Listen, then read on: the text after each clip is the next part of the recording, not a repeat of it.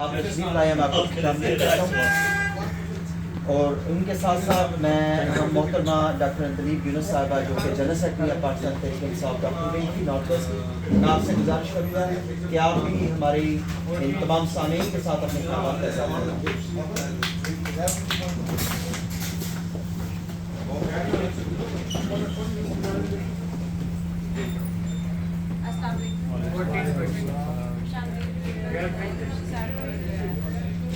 آپ تو ہمارے اپنے ہوں گے۔ I'm so sorry، سب سے پہلے میں اپولوجائز کروں گی کہ میں لیٹ آنے پہ ہمارے ڈاکٹر کا کام ایسے تھا کہ رکھوں دیکھیں بس چیزوں کو پکڑ کرتے تھوڑا ٹائم لگے، اپولوجائز ابھی صورتحال جو ہے لمحہ لمحہ ہم میں سے ہر باخبر ہر سچویشن، کیونکہ ہر وقت اور ہر لمحہ ایسا جا رہا ہے کہ کچھ معلوم نہیں کہ کل کیا ہوگا، اور جتنی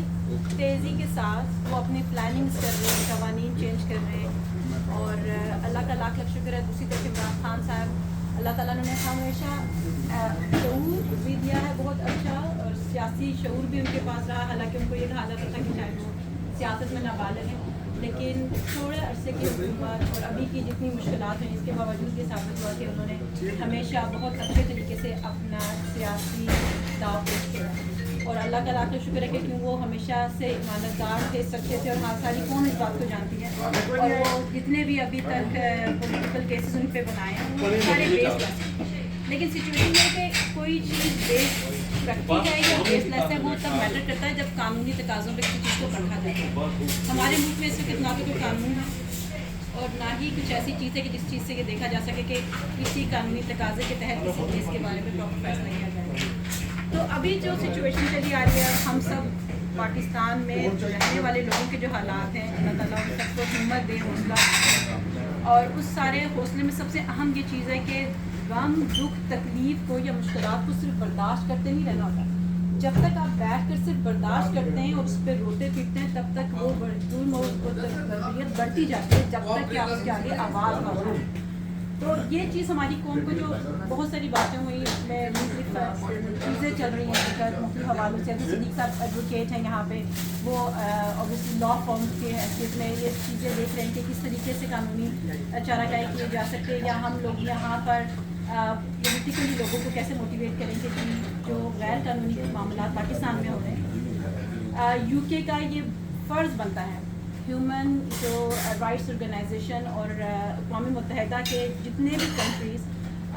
سگنیچر ان کے ممبرس ہیں، ان سب کا یہ فرض بنتا ہے کہ وہ دنیا میں کہیں بھی قوانین کی خلاف ورزی ہو، عوام اور عام لوگوں کے حقوق پامال ہو رہے ہیں، اور انسانیت کے لیے انہیں آواز اٹھانی ہوتی ہے اور اسے کنڈیم کرنا ہوتا ہے۔ بڑی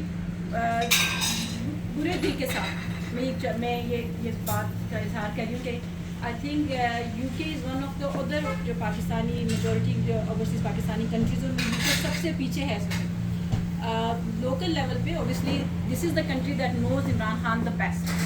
ہی learn from here, they know people love him, they stand him as a hero, they appreciate it, but جو چیز میٹر کرتی ہے دنیا میں وہ پولیٹیکل پوائنٹ آف ویو ہے، اور یو کے کی گورنمنٹ سے ہماری اس لیول پہ بھی یقین ہے، اور